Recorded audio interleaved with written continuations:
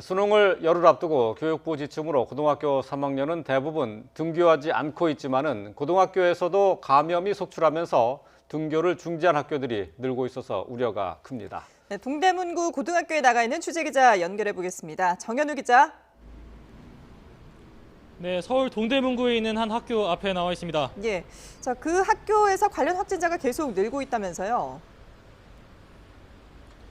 네, 그렇습니다. 다른 학교라면 모두 등교를 마쳤을 시간이지만 제가 나와 있는 이곳 고등학교에서는 확진자가 나왔기 때문에 오는 수능 당일까지 모든 고교 학생들의 등교를 정지한 상황입니다. 지난 18일 학교 안에서 첫 확진자가 발생한 다음 학내 구성원이 7명 추가로 확진 판정을 받았고 교회와 가족 등을 추가 감염 경로로 삼아서 관련 확진자 수가 모두 34명까지 늘어났습니다. 젊은 층을 위주로 감염이 번지는 양상 속에서 등교 수업을 진행 중이던 여러 학교에서도 확진 사례가 계속해서 나오고 있습니다. 서울 강남구 숭령여고에서는 학생 가운데 확진자가 나와 등교가 정지됐고 접촉 가능성이 있는 500여 명이 전수검사 대상으로 분류돼 지금까지 400여 명이 음성 판정을 받았습니다.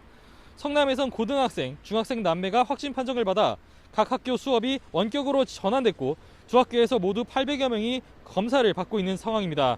거리두기가 2단계로 올라가면서 내일부터는 수도권 소재 학교의 경우엔 밀집도 기준이 3분의 1로 적용되는데요.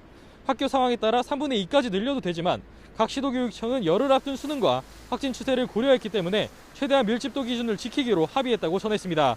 한편 노량진 임용단기학원 관련 확진자 수도 최소 76명으로 파악되고 있습니다.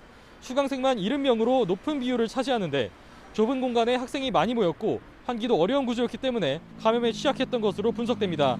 노량진 학원 각진의 감염 경로로 추정되는 인천 남동구 모임의 경우엔 관련 확진자가 모두 45명으로 파악됐습니다. 그 밖에도 용인시 키즈카페, 서울 연세대학교, 강원도 속초의 요양시설 등에서 소규모 집단 감염 사례들이 계속해서 나오고 있는데요. 최근 2주간 이런 소규모 감염이 60여 개 정도 발견되고 있습니다. 방역당국도 최근 3차 유행을 지난 1, 2차보다 훨씬 더 심각한 상황으로 보고 있는데요.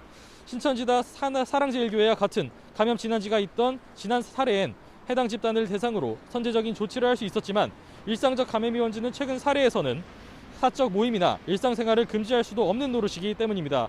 이에 방역당국은 내일부터 사회적 거리두기 단계를 엄격하게 적용해 사적 모임 공간에서 나타나는 발생 규모를 줄이겠다고 설명했습니다.